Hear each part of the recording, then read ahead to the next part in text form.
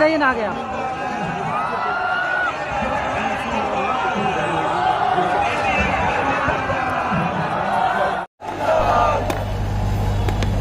एक बार जोरदार तालियां हो रहे हैं।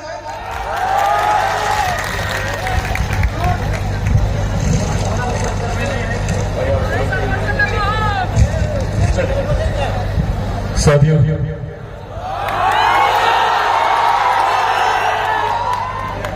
आज जब यहाँ आप लोगों के बीच आया है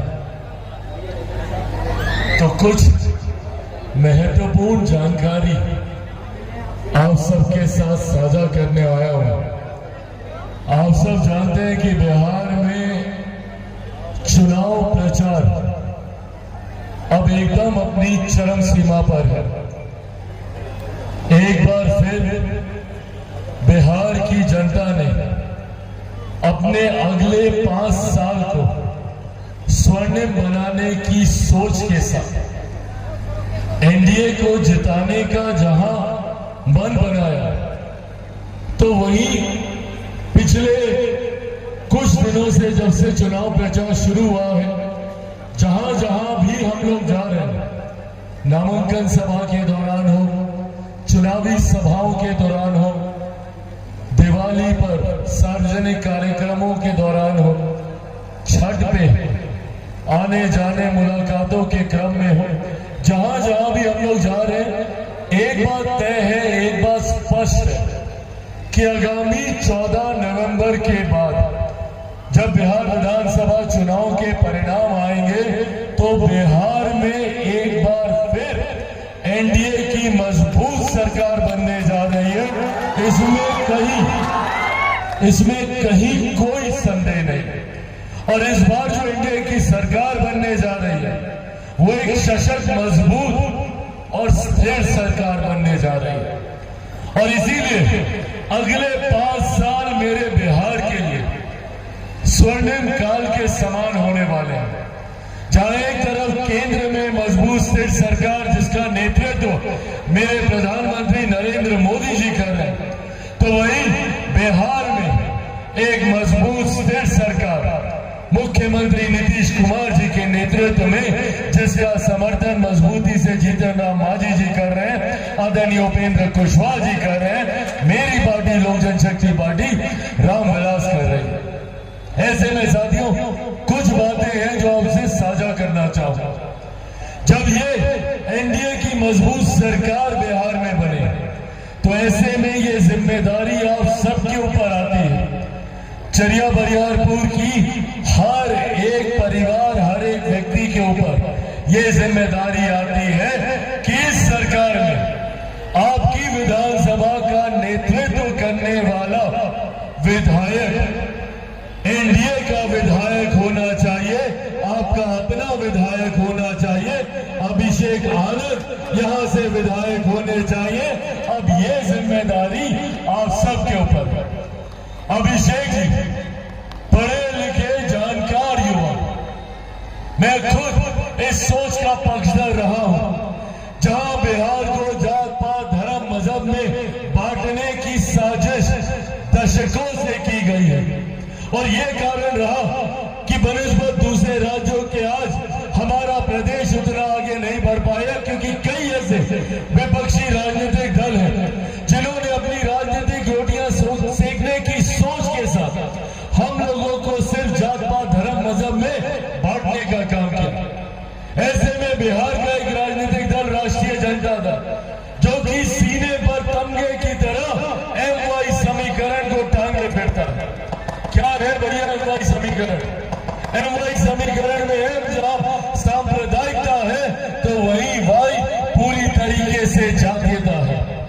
वही मेरा भी एक एमवाई समीकरण है।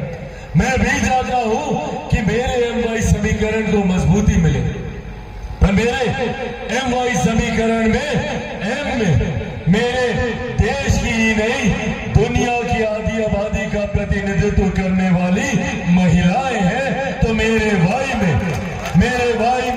न सिर्फ मेरे प्रदेश का बल्कि मेरे देश की सबसे बड़ी आबादी युवाओं की आबादी है। ये मेरा एमवाई समीकरण है।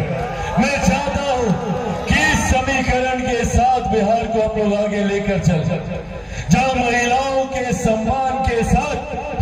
परिवार को सम्मान दिया जाए, तो वही युवाओं की समस्या का समाधान करके पलायन पर पूर्ण विराम लगाया जाए।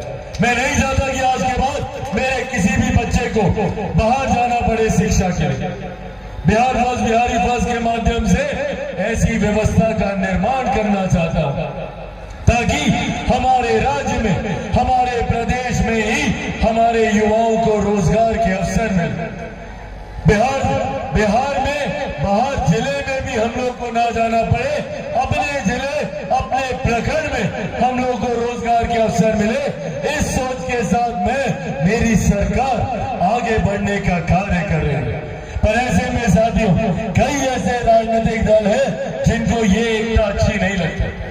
वो चाहते हैं कि बिहारी जात पात धर्म मजहब में बटा रहे। तो वही दूसरी तरफ हमारी सरकार है जो सबको साथ लेकर चलने की बात करती है, सबके समावेश की बात करती है, सबका साथ, सबका विकास, सबका विश्वास और सबके प्रयास की बात करती है। इस सोच के साथ मेरे प्रधानमंत्री देश का नेतृत्व करने का कार्य कर रहे हैं और उसी सोच को मजबूती देने का कार्य हमारे मुख्यमंत्री नीतीश कुमार जी कर रहे हैं। साथियों, एक लंबे समय के बाद ये व्यवस्था बिहार को मिली है, जहां केंद्र की तर्ज में राज्य में भी सरकार है। और इस डबल इंजन की सरकार के क्या लाभ होते हैं, बगल के राज्य उत्तर प्रदेश में देखिए, जहां एक के बाद एक उत्तर प्रदेश जैसा राज्य विकास की राह पर आगे बढ़ रहा है। आज पिछले साल, सवा साल से सरकार हमारे प्रदेश को मिली है। इस व्यवस्था को बनाए रखने की जिम्मेदारी अब हम सब की है। सुनिश्चित हमको करना होगा कि डबल इंजन की सरकार इसी तरीके से विकास की योजनाओं को गति दे। जब मेरे प्रधानमंत्री 2047 में भारत को विकसित देश बनाने का प्रण लेते हैं, तो भारत विकसित देश तब बनेगा जब मेरा बिहार विकसित बनेगा, जब बिहार का हर एक जिला विकसित बनेगा, बिहार का हर एक प्रखंड विकसित बनेगा, बिहार की हर एक पंचायत विकसित बनेगी, बिहार का हर एक गांव विकसित बनेगा, बिहार का हर एक घर, हर एक परिवार विकसित बनेगा। आज पिछले 11 सालों में मेरे प्रधानमंत्री जी की नीतियों की देन है कि 25 करोड़ से ज्यादा लोग गरीबी रेखा से बाहर निकले।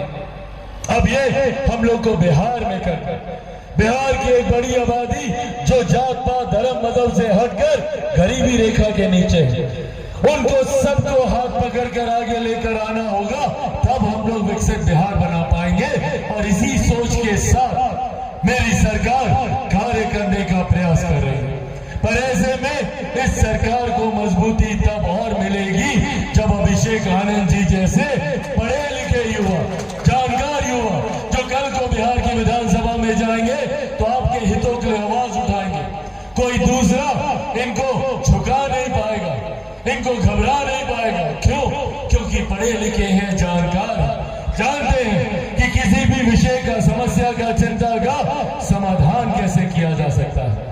इसीलिए साथियों, आज ये आग्रह करने आया, अगर गलती से किसी दूसरे नेता का चुनाव हो गया, क्योंकि आएंगे अभी ये सब लोग महागठबंधन के तमाम घटक दल बड़ी बड़ी बातें करेंगे, बड़े बड़े विकास की योजनाएं गिनाएंगे, पूछेगा भैया क्या हुआ? 90 का पूरा दशक, 15 साल आपको दिए, 1.5 दशक से ज्यादा बिहार की जनता ने आंख मूंद कर आप पर, आपके परिवार पर विश्वास करने का काम किया, पर बदले में आपने क्या किया? हमारी माँ बेटियों की इज्जत लूटने का काम किया। बिहार में अपराध, लूटमार, डकैती चरम सीमा पर पहुंचाने का काम किया। अपराध, भ्रष्टाचार को आप लोगों ने संरक्षण देने का काम किया। इसीलिए साथियों, आज यह आग्रह करता हूं कि भले कोई भी आए, अगर गलती से विपक्ष के किसी नेता का गलती से भी चुनाव हो, तो वो अगले 5 साल काम नहीं करेगा, आपकी योजनाओं में भ्रष्टाचार करेगा और उल्टा आपको आके बहाना देगा कि सरकार तो हमारी है नहीं, मुख्यमंत्री हमारी सुनते नहीं, मंत्रिमंडल के साथी हमारी सुनते नहीं। अरे भैया, तो जब ये बहाना ही देना है विपक्ष को, तो क्यों नहीं हम एक ऐसे प्रत्याशी को चुने जो जाकर मुख्यमंत्री जी के बगल में बैठकर आपकी समस्या का समाधान करे, प्रधानमंत्री जी से संवाद कर आपके विकास के लिए चिड़िया बरियारपुर में बड़ी बड़ी से बड़ी केंद्र सरकार की योजना लेकर आए और ये तो करेंगे ही, साथ में हम सब लोग इनके साथ यहाँ पर रहेंगे। साथियों, मेरे प्रधानमंत्री की प्राथमिकता में बिहार है।